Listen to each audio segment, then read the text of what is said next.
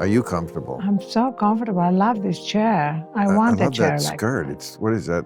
You like this chair? I like the chair. The chair. I like your skirt better than the You chair. like I my mean, the skirt? furniture is from the 80s. I It's know, like, but that's what I you love. It's couldn't, part of the whole oh, yes. ambiance. Well, it's club random. It's random. Mm-hmm. I mean, you couldn't find, I don't think, maybe a set designer could find this somewhere. It's beyond ugly, but it is of the era.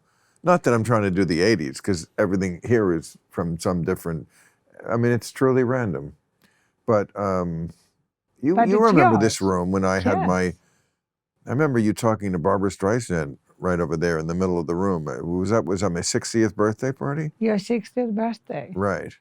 I mean, that's before we made it into this, but yeah, that was a very eclectic group.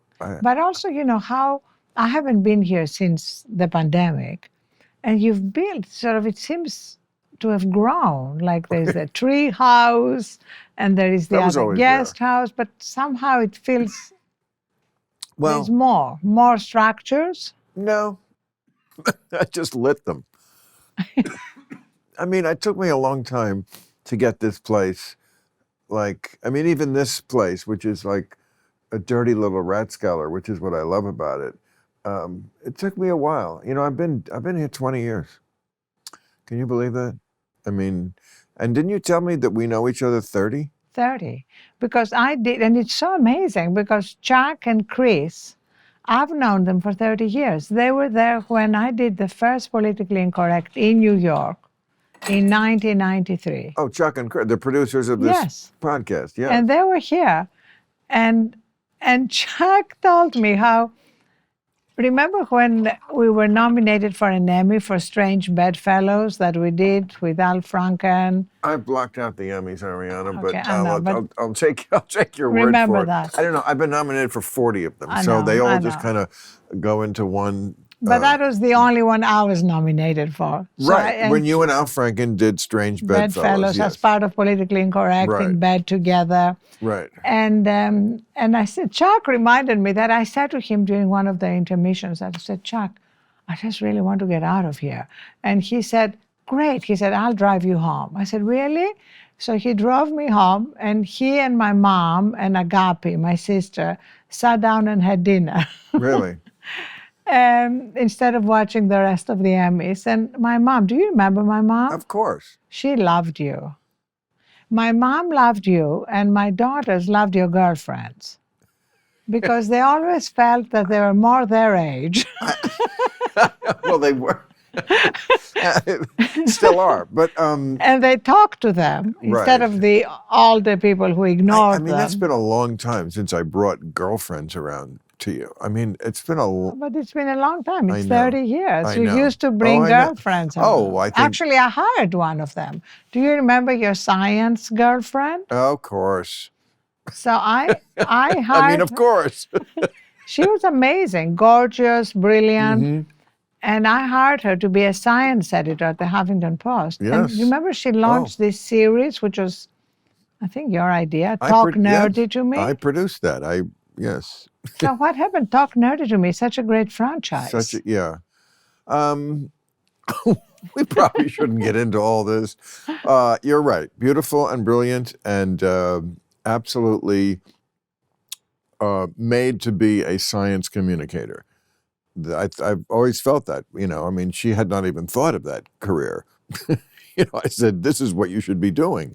And of course, she took to it like a duck to water because, as she said, she was quite brilliant, so she could adapt to anything very, very quickly. I remember we were going around to like meetings. She was 25 at the time, and so young, and also no familiarity with show business really. And yet, after like the first two meetings, she was so hip to like what was going on. Like we get out of the meeting and she'd say, that network probably needs something in their 8 p.m. slot that I'm like, whoa. Yeah. But look, the girlfriend thing, you always said, I mean, you were always the one saying I should get married, Yes. have children. And I just feel like I'm at the point now where we know it's not going to happen. And so I can kind of I have a little high ground to say to you, people project onto other people what they think would make them happy, but it's really projecting based on what makes you happy. And, you could have been right all those years. We were certainly remember my mother saying to you, Arianna, let it go. I know that was the moment when I realized, okay, maybe I do have to let it go. But what I mostly wanted for you, because I loved it for me, you're right, because clearly marriage didn't work for me. It's, I got divorced after 11 years. right. So who wins this game? But what worked for me, despite all the pain that came with it, was having children. I remember after a dinner taking you, I said, Bill, you got to come and see my children asleep. You'll see how adorable they are. And I took you to their bedrooms and you said to me, oh my God, they look like drunken sailors with a... That's right. So I failed completely, both on the wife front but I never and the liked children front. I didn't like children when I was a children. So it's like, I just feel like people project that very forcefully, like you have to fit into this template of what makes people happy.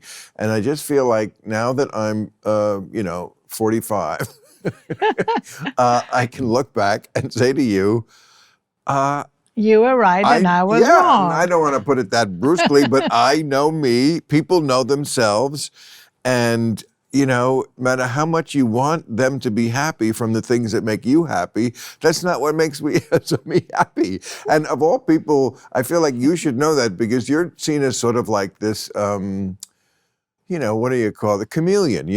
We first knew you as this Republican Lady Macbeth. Speaking of the bad, I don't know why Lady Macbeth, because I was I was this kind of old-fashioned Republican who was a pro-choice Republican, pro-gay rights and pro-gun control. I mean, where are these Republicans now? Lady Macbeth, in the sense of I don't know what Lady Macbeth's politics were, but Lady Macbeth was the woman behind the man. Mm-hmm. You were seen as the woman behind Michael Huffington, the brains of him. He was this guy who had money, so he was going to run for Senate in California. What is this, 1994? Is that the year he ran? Okay, so that's 93, right. When I first did Politically Incorrect, he was a congressman in Washington. A congressman, oh, right. And I remember I flew from Washington to New York to do the show.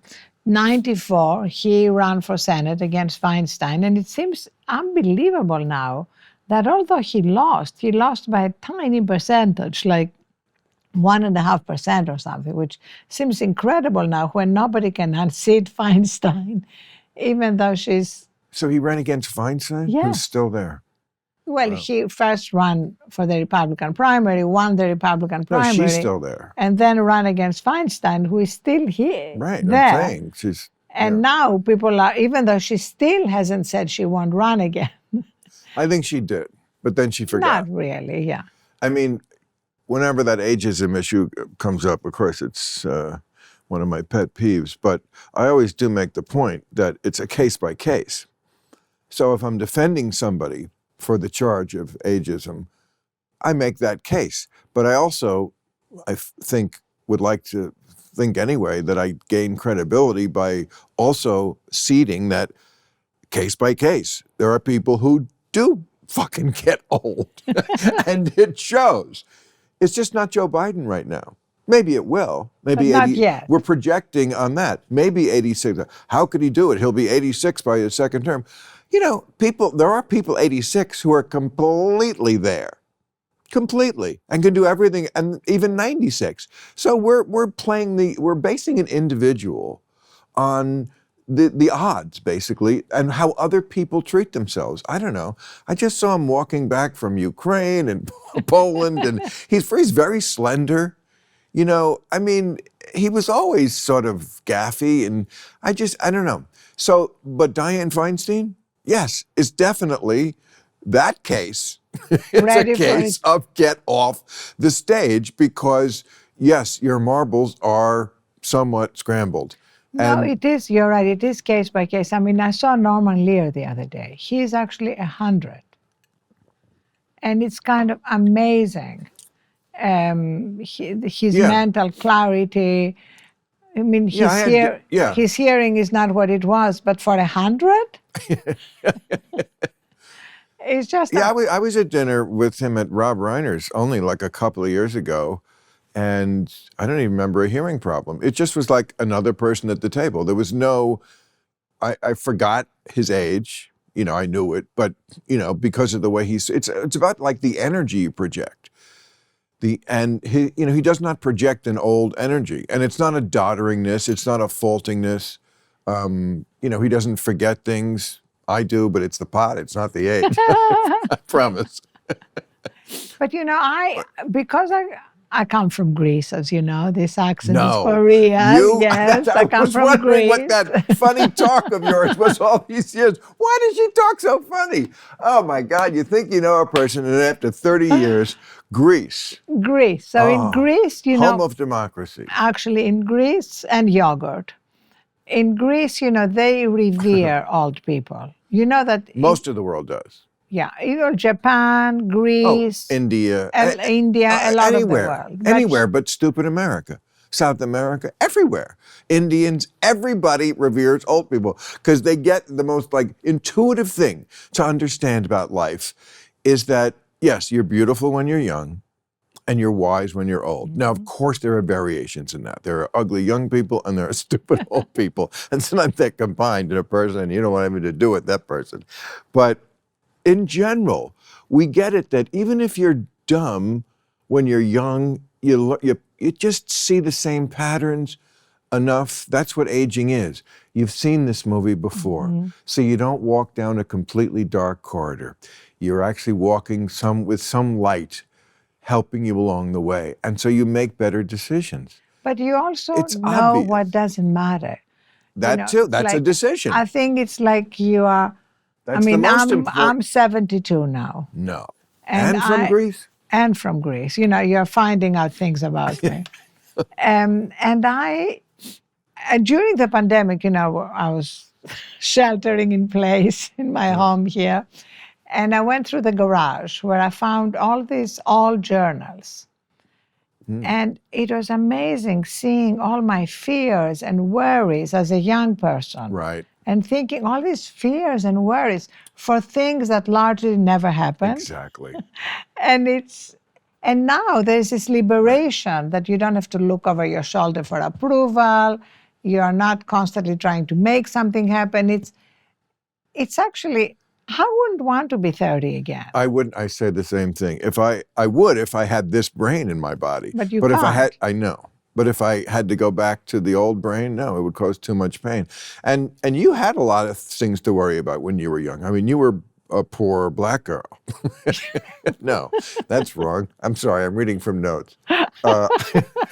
Wrong guess. I'm kidding. The idea that I would have notes on this show. I didn't even have notes on real time, let alone this fucking thing. But you were poor, right? I was brought up, yes, in a one-bedroom apartment in Athens, Greece, Really? with my mother and sister. So in this capital, so you were not, that's why you're sophisticated, because you weren't out in a farm somewhere with a goat. No, I was in Athens.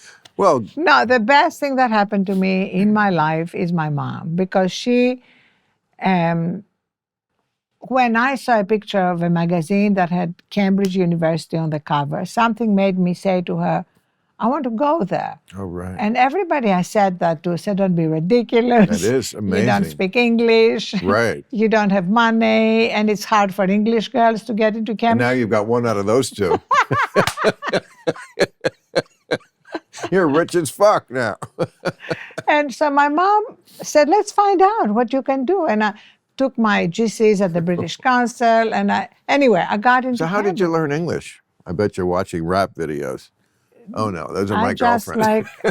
I was a nerd. I was what they call in England a blue stocking. I just studied and studied and studied, and I learned English. But when I went into Cambridge, I was You ridiculed. mean by yourself? They didn't Well, teach no, it in no, school? I had at school, but I went to the British Council. I took special classes, But etc. they did teach English in the Greek schools? No, they taught French. So you had to learn English on your own? French is my first language, Oh, and I have really? a very good French accent, better than English accent. I honestly never knew you spoke French.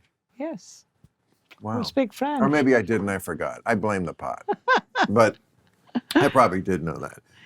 Well, so yeah, right, and Uh, yeah, I'm trying to think of whose story yours parallels. I mean, I'm sure there's a list of people who like started with so little, with every odd against them, and still made it all the way to where they were thinking of going, and then beyond. I don't think you thought you'd be this rich, right? Well, I definitely didn't think that I would be running a media company like the Huffington. I wouldn't think I would be Or blogging when Thrive I was in is Greece, a or big that I would media be leaving the Huffington Post to launch right. Thrive, which I think, it's like dealing with one of the coolest challenges. How do we help people change behavior so that they are healthier and live longer and better? No, I definitely did not Well, think I of know these one way. things. Accept in them what they say makes them happy. Oh, okay, See, I turned that. I lost that one. I'm not, This is I'm fucking this with is you. one of my biggest failures because I did try. But listen, I should write a Thrive piece yes, on that subject. great. Would that make you happy? Yes, But it would make me so would that happy. be Do a you remember? good birthday present for Yes, you do you in remember that July? your birthday present to me used to be to write a blog for the Huffington Yes, Post? right. I do. You said, "Happy birthday, here's your blog." Right. Well, yeah. So the era when a blog was a gift. Oh boy. It was a gift, a blog and a blurb. You've blurbed every book I wrote in the Yes. last 30 years, and it's a lot of them. Don't worry, I stopped writing books. You're off the hook. Really? Yeah, You'll never write another book? I'm done. You know what? I came to the same conclusion. You Not that I wrote a lot of books. You did. You I wrote wrote one real novel, which is still very funny. I still think it's a good piece of work, although I was 32 when I finished it. I would do things differently, I think, but okay, a few things. But I have occasion to go back and read it for one reason or other, or parts of it sometimes, and it still makes me laugh because like I forget what I wrote, and so then I'm laughing at it like a fan. So I think I really did a good job on that. And then I wrote one after 9/11, that picture book that was going, I had a Broadway show. It's about the World War II posters transposed to the War on Terror. Yeah, that kind of worked too. But those are really, then there was two books that are like new rules, but that was just Yes. material from the show.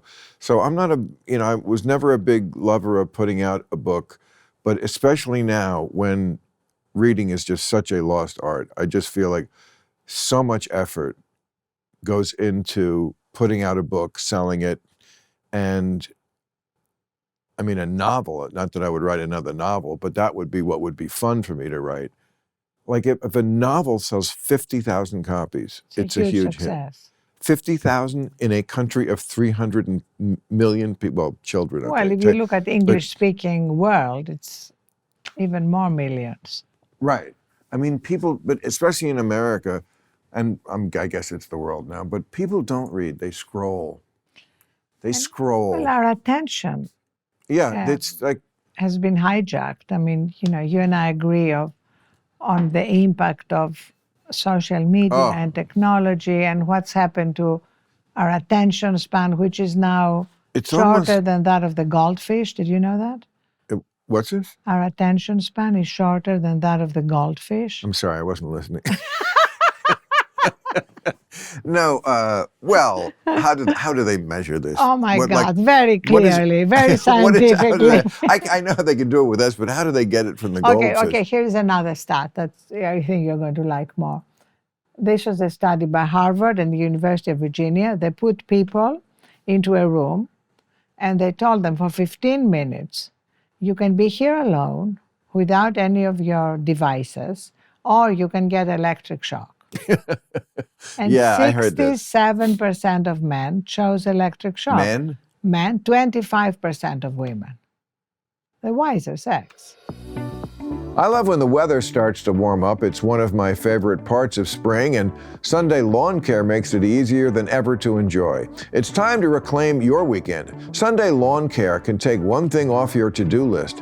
Instead of spending time working on your yard with Sunday Lawn Care, you can spend time enjoying it. One of my favorite things to do is walk in my garden and recreate the Brando heart attack scene from The Godfather. But no matter what you like to do outside this spring, Sunday is everything you need to get the lawn you've dreamed of. Get Sunday.com/random and enter your address to get a customized plan created just for your lawn.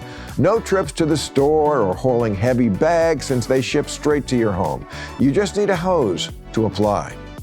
Sunday. You can fertilize your whole lawn in less time than it takes to listen to an episode of Club Random. And they only use ingredients you can feel good about. No harsh chemicals, no long waiting periods, or trying to keep your kids and pets off the lawn. Simply apply. Let it dry, and you're back to enjoying your garden. Sunday is easy and affordable. Some lawn care services cost more than $1,500 a year, but Sunday's full season plans start at just $109. And Sunday is offering our listeners 20% off. Full season plans start at just $109, and you can get 20% off when you visit getsunday.com/random at checkout. That's 20% off your custom plan at getsunday.com/random. Did you know HBO Max had podcasts? I'm on my podcast talking about the podcasts on my network. Is this what Zuckerberg means by meta? Now go even deeper inside your favorite shows with audio companions to some of the most groundbreaking and award-winning shows on television. The Last of Us is an original series from HBO based on the critically acclaimed video game of the same name. And every week you can join Troy Baker, who plays Joel in the video game, as he breaks down episodes of the TV series with showrunners Craig Mazin and Neil Druckmann. Together they dive into key moments from the series and video game and reveal behind the scenes from the making of the series with stars Pedro Pascal, Bella Ramsey, and more. Stream The Last of Us on HBO Max and check out HBO's The Last of Us podcast on HBO Max and wherever you get your podcasts. I mean, look, it's almost come full circle because you, I think, first came on to talk about the dangers of Prozac. Yes, that was the first show. Right. That's what brought you to her. That you were like a one-issue candidate on Prozac. Did you have a book on that? No. Okay, and you were right. And now it's social media. It's probably Prozac too. But like things didn't get better. They got worse for kids as far as like poison things in their mind. Because again, I don't think that the Prozac went away. I just think it's augmented with more things that fuck up their heads. Absolutely. And it's gotten worse and worse since my daughters were teenagers and they dealt with a lot they dealt with a lot of problems, but now it would have been worse because it's the comparisons, the likes, likes. That's an evil thing because the way it's used. I mean, it's funny, I did this editorial on Valentine's Day about how the phone brought out, and like dating on the phone, brought out the worst in men. Because how could it not? You know, if you said to a man before this era, you could have a thing in your hand where you never have to go up to a girl and there's an endless supply. You can look over and it's a numbers game. You try to connect with 20 of them and 2 of them are going to say hello. I mean, we used to do that in a bar or try to. So it brought out the worst in men, being lazy and horny and not sincere. But it brought out the mean girl. That fucking phone in girls. One of our first issues on Politically Incorrect was called Girls Hate Each Other. You're not supposed to say that, but they do. Not like... I don't think they hate each other, but when they compete. Well, which winds up as hate. Well, I mean, you can compete like if a guy hate, walks in the room, I don't notice. Whereas if another woman walks in the room, it's like, who's she? Who's she thinking?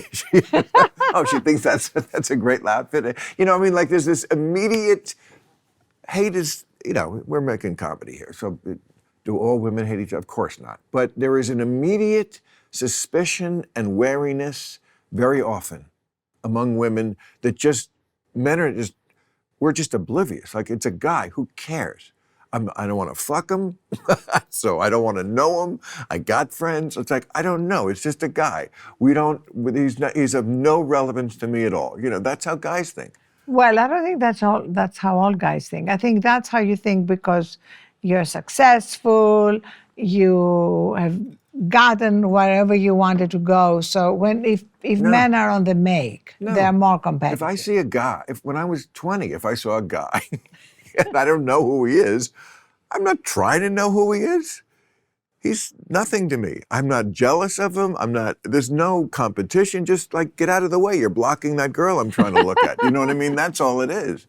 But I feel like with women, there is an immediate noticing and sizing up and, is she gonna But hugely magnified by social media. And everything makes everything worse. Yes, much, much worse. They really, this girl who killed herself in New Jersey a couple of weeks ago, so tragic. And look, I think in general, parents do a shit job these days of instilling in their kids a sense of, you need to be made of sterner stuff.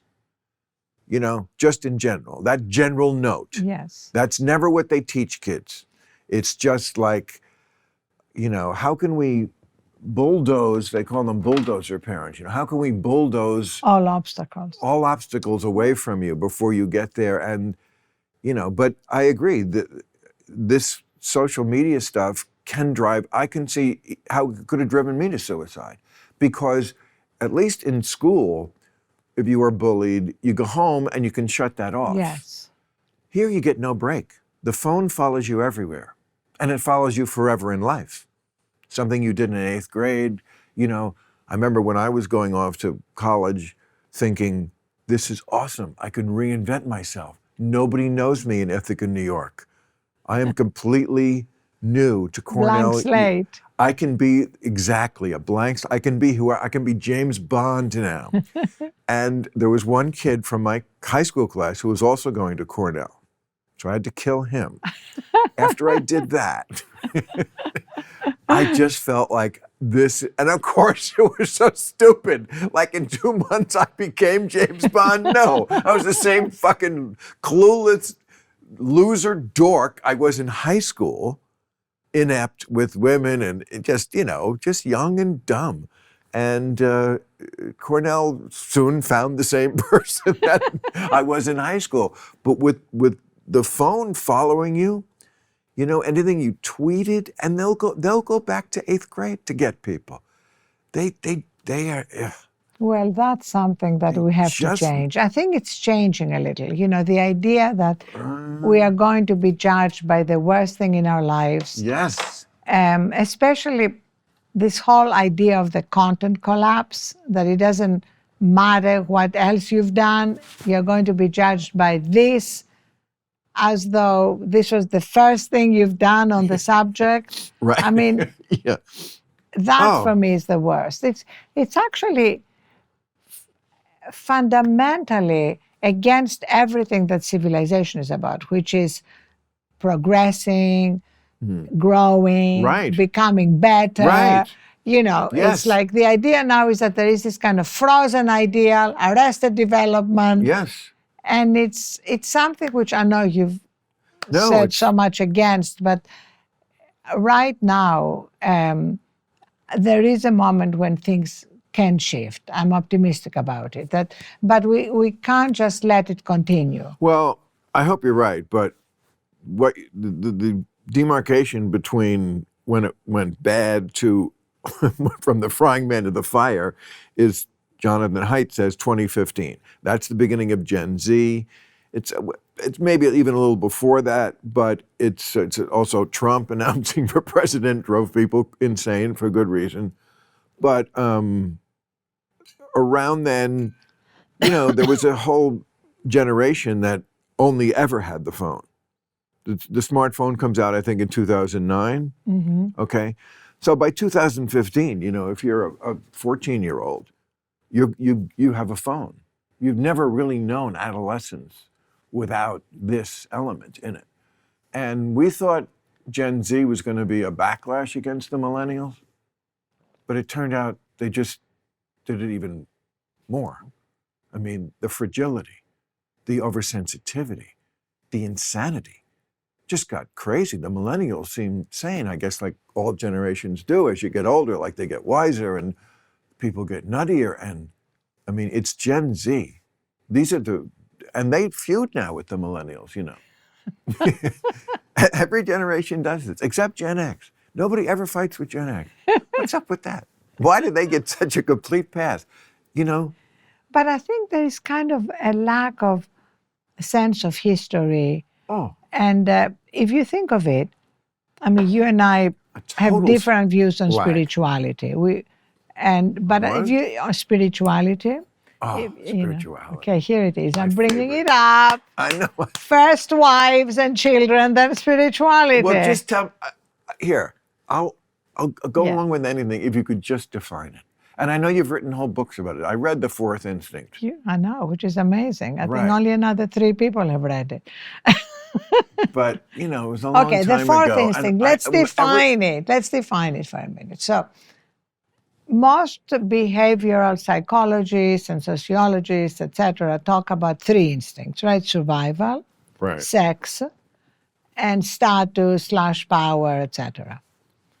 And if you can't really fully account for human behavior historically, you can't account for Gentiles risking their lives to save Jews. You can't account for acts of altruism. You can't account for acts of love and empathy without what I call the 4th instinct. I didn't even want to call it a spiritual instinct. I see.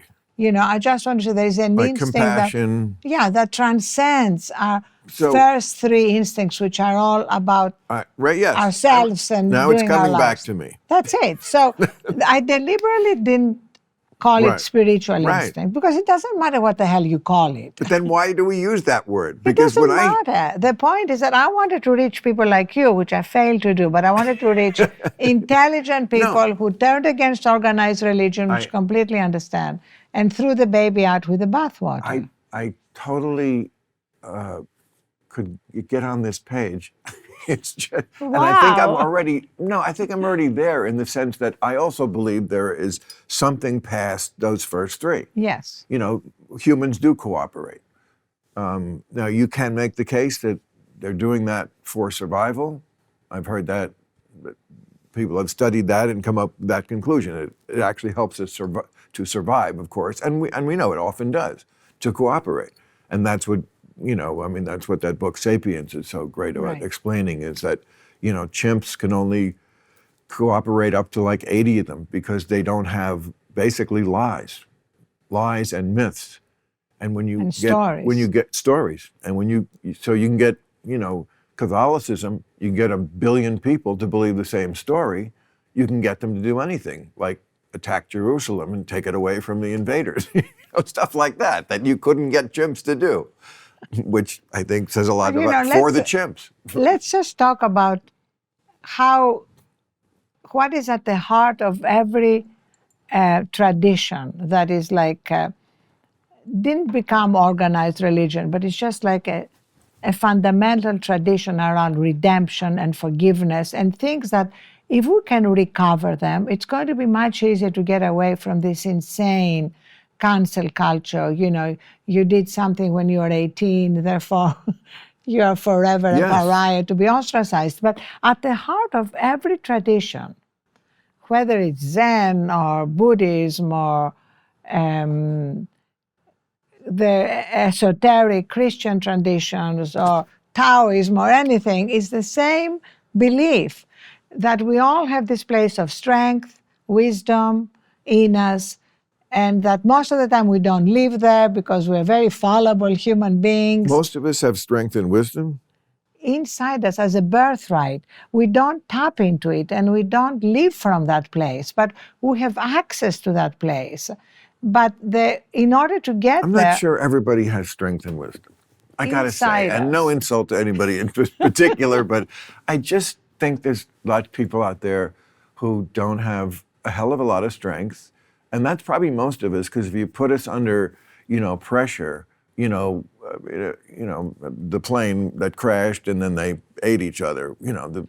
But also, okay, there are plenty of You know. examples like that, but there are also plenty of examples where something really bad happens and people come up, you know, when they say it brought the best out in them. Yes. Yes, absolutely. Something comes out that you No, no. never, oh my God, I can't believe this person is acting like that. Exactly. So that's what I mean. there is absolutely in humans the capacity to be heroic. And to actually exceed Yes. anything we'd ever seen Right. about from them before. I just But don't think it's also- all of us. That's what I'm saying. It's like, it's not across the board. And neither is wisdom. I mean, But come wisdom, okay, if you think of wisdom in terms of the possibility for redemption, like that's what I think connects us to this moment. Like, let's look at people and whatever wrongdoing they did. I mean, can we give them the chance to redeem themselves? Once they accept and acknowledge the wrongdoing, atone for it.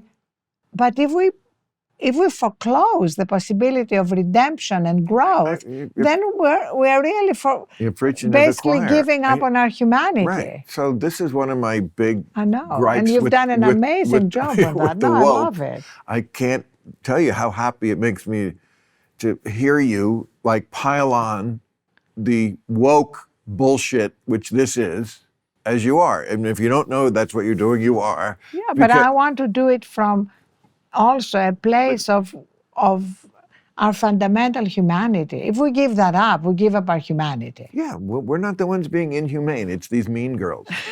It's the mean girls. It's a mean girl culture. And they do, and what is so galling so much is like, they want to think of themselves as warriors, social justice warriors. And they're just fucking sitting home typing. They're not really doing anything. And really, it's not about making any lives better, Black lives or whatever lives. They don't really do anything that does that. They just want to catch people who they can feel morally superior to. Well, that's really the thing. We gross. only have so much energy. And if that energy is spent judging and finding fault with everything, and canceling and ostracizing, what's happening to all the incredible crises we're facing? And that reminds me, do you remember in 2000, I organized the Shadow Convention? I was there in Philadelphia. And in Los Angeles. Wasn't it You Philadelphia? spoke here. Yeah. We had one in Philadelphia for the during the Republican Convention, one in Los Angeles. And the three issues that the shadow conventions were designed to address that neither political party we believed was really addressing. Remember what they were? They were the failed war on drugs. Right. That was my specialty, what I was speaking on. No, but you didn't speak on that. You spoke on the second, which was campaign finance reform. Oh, yeah. And the third was growing inequalities. And where are we? Campaign finance reform, nobody's even thinking about it. It's not even on the radar. Just got killed. Growing inequalities have gotten infinitely worse. Well, mostly because of you. No, mostly because of you. Oh, please, if I had your money, I'd throw mine away. Mostly because of you flying on private planes. Oh, did you see that? That was, I didn't put your picture in that montage, but I could have, because that was my point. I can stand being a bad environmentalist, because we all really are. I cannot stand being a hypocrite. Mm-hmm. And every single person who can fly in a private jet, including you, including George Clooney and everybody else who's a good, Leonardo DiCaprio, everybody, and I'm a big admirer of a lot of these people, Ben Affleck, I love these people, but we all do it. It's irresistible, and so that's, again, something that looks bad to someone who's in the middle or leaning right, when lefties are fucking hypocrites.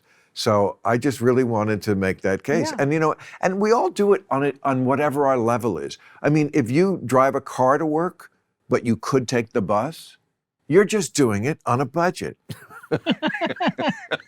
I'm doing it like a baller. Eat that, bitches. No, I know. It's so are you funny. Still are you driving a Tesla? Yeah. I loved what you did about the people who are giving up driving a Tesla. And you had this picture of Hitler with Hitler the with the Volkswagen. Yeah, I know Elon liked that. Well, of course. But listen, Elon is a genius, but he doesn't understand how human energy works. What do you mean? Which is kind of on my topic of how can we be our most productive selves. If you sleep in the office on a bean bag, you're not going to be your most productive, creative self the next day. Again, I think you're projecting a little. I really do. It's Because science.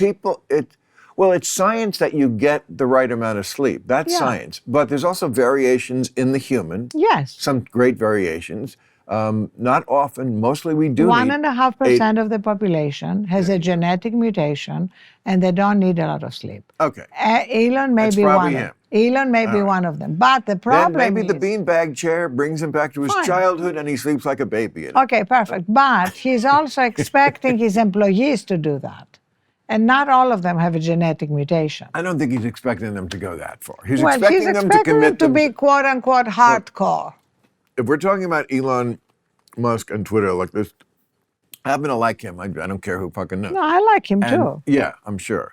And there's two things we disagree on. Going to Mars, I think is incredibly stupid, and it's been great comedy fodder for me. And also his idea that we need to increase the population seems just completely insane. But, people can disagree, and someday I'll talk to him about those things, and he'll tell me his side of the story, but, anyway. But on Twitter, I think he is doing a very selfless thing. I think he is doing basically kind of what Edward Snowden did, because he surely didn't need this headache. But if you're going to kill wokeness, I'm talking about the side of wokeness that is obnoxious and probably could take down the entire Democratic Party. If you're going to drive a stake through that, the shit we were just talking about, the heart of it is Twitter.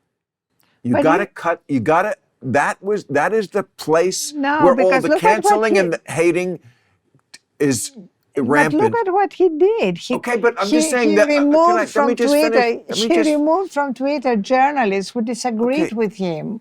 Secondary point.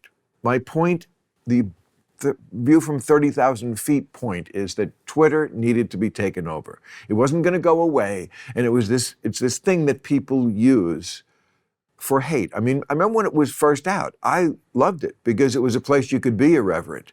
And then it quickly became anything I'd want to say on Twitter, I can't say on Twitter. That was a terrible place for a free speech platform to go, and it's a terrible place for a country that supposedly believes in free speech to be. He wasn't wrong that it's a kind of a town square. You got to be able to speak in the town square. So has he done it right? No, in many ways. Yes, he did not stick the landing, and he's going to make fuck-ups along the way, and yeah, I mean, if you want to go through that chapter and verse, it bores me. And I just think he hasn't done so much horrible that I don't think he can pull this thing out and make Twitter something completely different. And it hasn't gone away. I remember when he first took over, it was, Twitter's going to fold. It's fine. He's right. It's like there's not going to be it just is a kind of a establishment thing now. But if the whole point is free speech, and then you basically punish Barry Weiss because she disagreed with him, okay. It's not like an esoteric little point I'm making. It's kind of it's fundamental to what he claimed to be doing with Twitter. Yeah.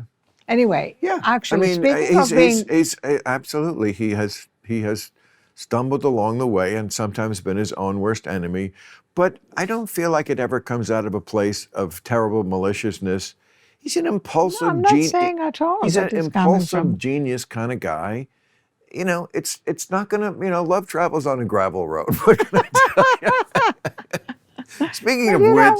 Yes, speaking of which. You mentioned before your marriage. And I remember one time you saying to me, like, I don't know, when was you divorced?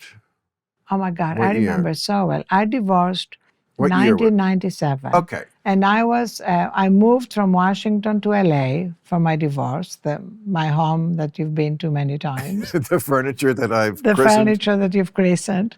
And the day my divorce became final, I literally got the news and went to do Politically Incorrect. Wow. That day, surrounded by boxes and things that hadn't been unpacked.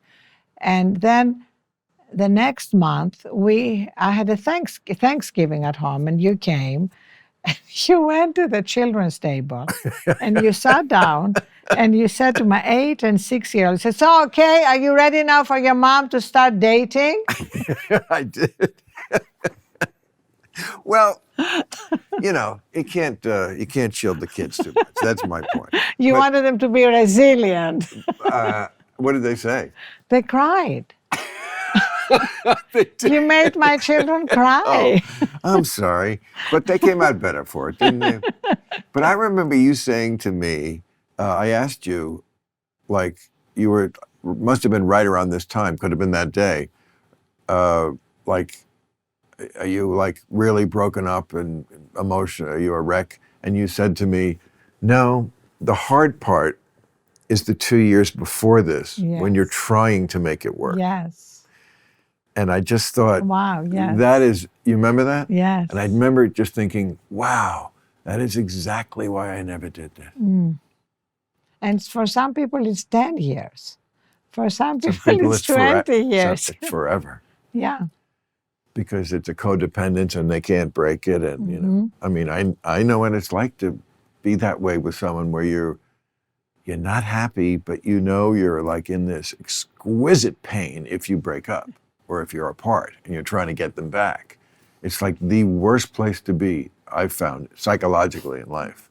I mean, I've had physical pain. Among the mental pains, there's no pain like desperately wanting another person.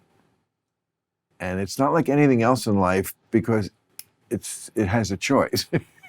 And if you turn a woman off, like there's a key in the back. If it goes, it's like a pilot light. If the pilot light goes off, you can't relight it. I mean, you can get them back from some shit you do, and then sometimes you just turn the key all the way, and the pilot light goes out, and you can't. And you kind of know that.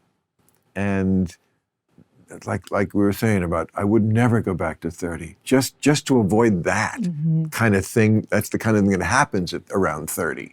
But then you also began to be much more self-aware. I remember you telling me many times that there is nothing left in the bottle. No.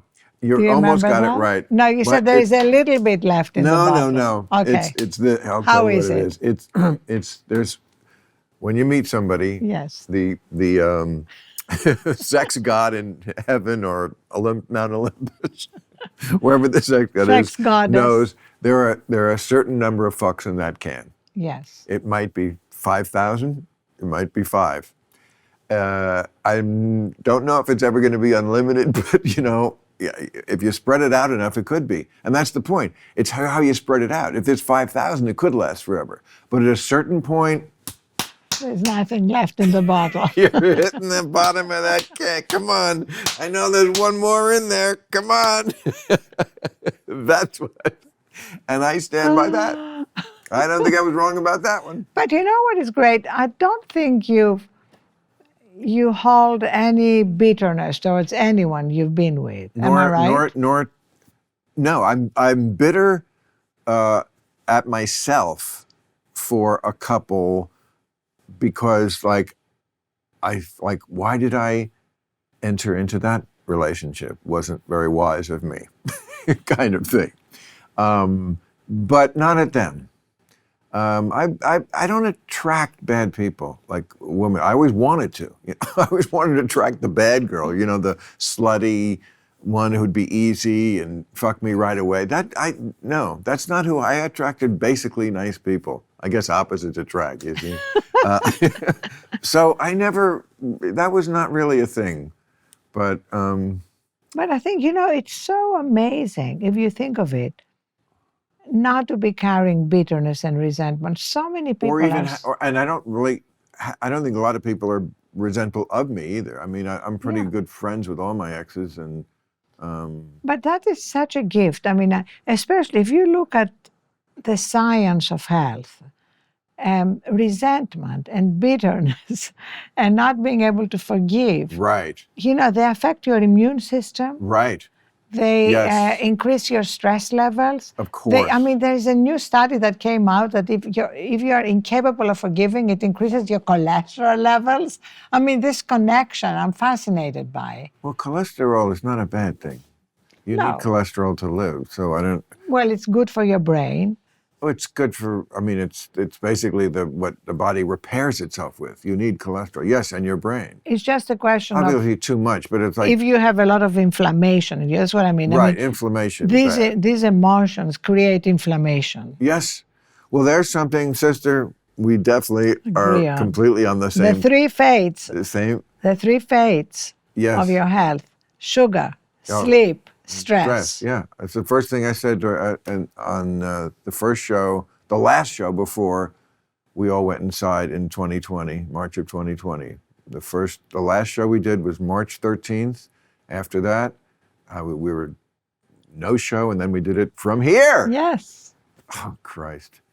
And I remember I said we had a doctor on, and I said, and I didn't think she really was great on the subject, and I said, everybody will be okay if you just mind the three S's. Yes. Sleep, stress, sugar.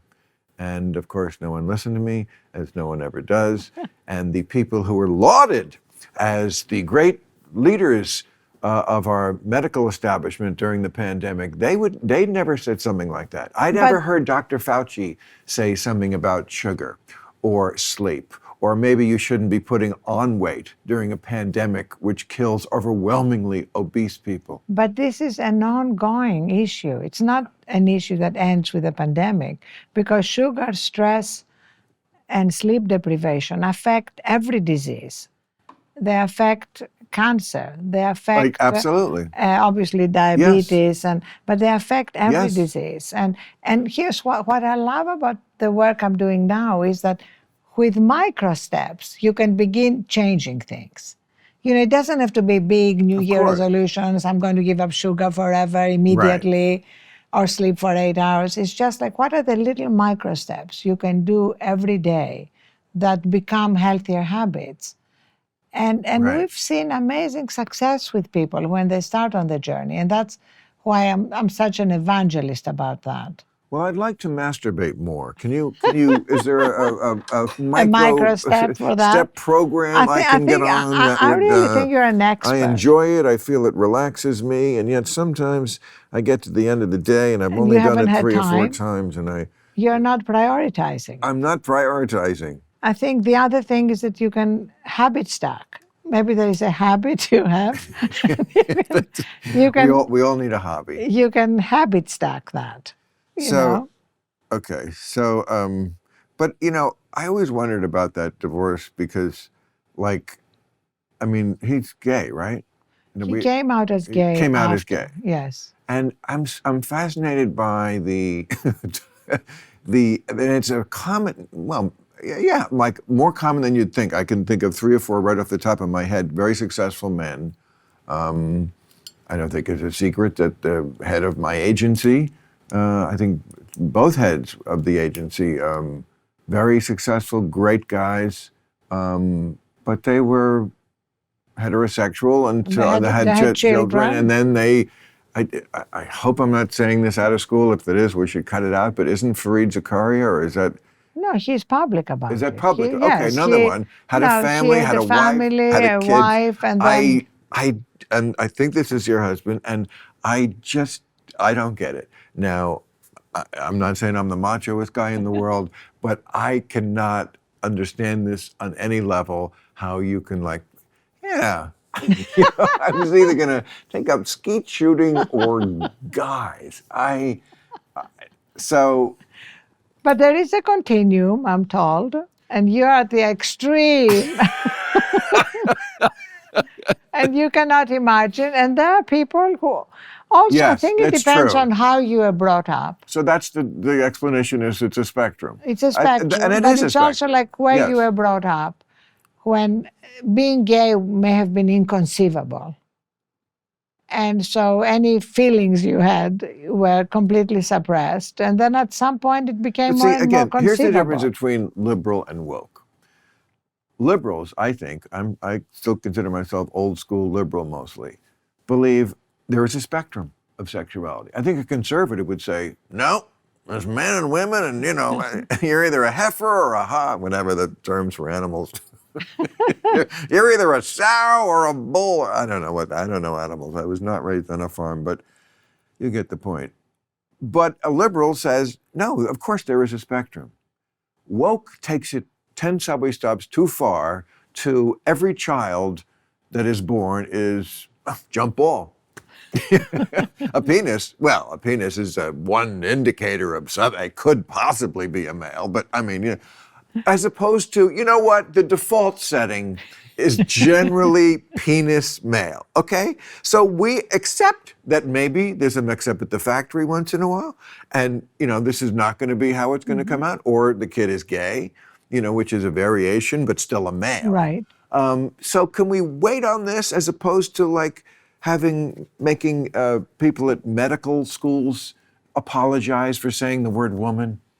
Stuff like that. Well, that is, I mean, you see how they're absurd. I have my, when I'm a grandma, right? I have a 5-month-old grandchild. I do know that. I bet you they're sleeping like sailors too. Okay, wait until I show you a picture. Your heart will melt. I love to see babies. Your heart will melt. There's nothing I love more than seeing babies because they all look so different. Wait until you so see attractive. Boy, if one thing babies are, it's different from each other and attractive. But the idea Bring it on. Do you have slides? You will watch a 30-minute reel, but if the fact that you would call somebody a birthing person instead of a mother. Is that your phone? Do you have a phone here? There's like a... Is that my phone? That it hasn't been turned off? It's not yours, right? No. Does that sound like your phone? You hear that, right? Yes. Okay, good. I was going crazy. No, you're not. You're not hearing voices. It's done. Okay. If it is my phone, you can check. We got to stop in 5 minutes anyway. Okay. But it's funny because we are because the only reason I'm rushing is it's been an hour because I want to make you dinner. Yes, I know. I want you to make my dinner. I made my dinner at 8:00 for you so that you can arrive by 8:30. I'm trying. I'm so doing I have my 8 best. to 8:30 drinks, and then you arrive. We'll wait until you arrive. We have a great Greek dinner. I didn't cook it. Don't worry. I didn't think you, with all your billions, cooked your own dinner. Oh, you were slaving over the stove. No, it's not. It's not about a matter of money. It's a matter of I've never learned to cook. Okay. One of the things I believe is that there are many things you don't have to do, like cook. Yeah. Or learn to ski. By the way, cooking, as far as like a trait I ever gave a shit about in a woman, is at the very bottom of the list. In fact, I find it a negative because I don't want someone who can cook. I'll get fat. Will organize the relationship around food instead of sex, which is always a bad idea. So like whereas when I was a kid, they would say the way to a man's heart is through his stomach. I mean, it was like, because this is like before Boston Market, like if a guy was going to get food, right, the woman had to make it because of course he was incapable of making food. So like it was like a big important selling point in who you mated with. Whereas I always thought, what do I care if you can cook? Well, first of all, we're eating in restaurants. Okay. We're eating in restaurants. I have my own food at home. I have food that I can make a scrambled egg and toast. Is that it? What? That's all you can make? No, I can make basic things and, I mean, I'm not a foodie. I always thought food was the enemy of sex, so that was always why it had to take second place. And, that takes some reorganizing of your life because the way people live, and it's stupid, is they have the food first. And the sex after. And it was just horrible. Your breath stinks, the blood is in the wrong place. It's just a terrible order of things. But, it's very hard to convince a girl on the first date. We should have the sex and first. then we'll go to dinner. I made a reservation for 11:30 at, all right, I'm going to. But you know what? No, what? We can't live without mentioning something that I think the world has forgotten. Oh, yeah, Mike Plugs. Which is that you were the first person to be canceled after 9/11. People remember. But do people remember what happened to the guy who was responsible, the Texas radio jock? Do you know what happened You to just him? said we should forget and No, live no, no, on no, when no, just for fun. Do you think- know what happened to him? Did you ever Dinesh D'Souza? No, Dan Patrick. Who's Dan? Remember? I love that. I love that. Who's that? The guy, this whole let's cancel Bill Maher, let's cancel politically incorrect things started with this Houston, Yes, Texas that's who it radio was? show host, Yes, I Dan remember, Patrick. yes. Do you know who he is now? No, who? Lieutenant Governor of Texas. Oh, really? Really? He's the Lieutenant Governor of Texas? Yes. Wow. I just didn't want to leave without I guess that- giving you that information. I guess that proves that I did not stick pins in his voodoo doll Exactly. because I didn't even know the name. Or you're not. I remember Houston, and I remember thinking, oh, yeah, that guy, I think he was actually mad at me at something else even more, and he used this as an opportunity, But the great thing, it all led to something better. Yeah. Real time on HBO, I have- and now on CNN, and now Oh. Club Random. It's endless. Your media empire. You're the media empire. You're Your the media you're the, empire is without end. Did you ever? I mean, I remember that period when you were running for governor and starting the Huffington. No, Huffington Post was 2005, a couple of years later. Well, that period, I say. Yeah. Right. So it just, oh my God. I mean, not that you were doing bad before that, but yeah, you had quite a third act. And speaking of aging, when we think that we have to do everything before we're 30, 30 under 30, 20 under 20, I launched the Huffington Post at 55. Right. I launched Thrive Global at 66. I love to Right. say that so that people don't have that sense of Right. urgency that Oh, if everything is not I hate done by 30, Well, and just the idea, I mean, I hear it all the time from stupid millennials. And maybe I was the same way when I was that age about older people, but they just seem to have this idea that you're just going to be automatically kind of decrepit at post 60 or something. if you don't And sleep, and I kind of, if you stress, yes, if you eat and too you much can sugar. be, but you can also be pretty much exactly who you always were. I mean, nobody's going to be as cute as they were. No. You can't stop that. But pretty much everything else, no, there is going to be a day will come and we're all going to be Dianne Feinstein. But, don't say it's happening until it's actually happening. Anyway, Okay. I'll be in Bally's Lake Tahoe Saturday, March 11th. If I was decrepit, could I do that? And then fucking the next night I'm at the Golden Gate Theater in San Francisco. Oh, I haven't been there in a while. Can't wait for that. Saturday, April 1st, Paramount Theater, Seattle. Love Seattle. And Portland, of course. Always that great 1-2 punch. The Sunday, April 2nd, Arlene Schnitzer Hall show. Okay. Do you have anything to plug? No, I just Thrive want to. is thriving.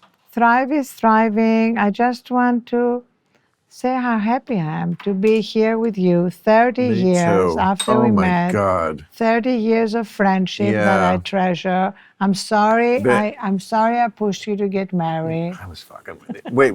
One more thing. Sit back. I have one more thing to tell you. Speaking of being such great friends, in that, what was it? It was about Travis, the Uber dude. Yes. And you're in it as played by Uma Thurman. Yes. I told you this, right? Yes. Okay, so I'm waiting for your arrival because I'm like, oh, Uma Thurman playing Arianna. I have got to see this. And the first line she has is he's at a bar and he's like, had something bad happen. He fucked up and he's looking down.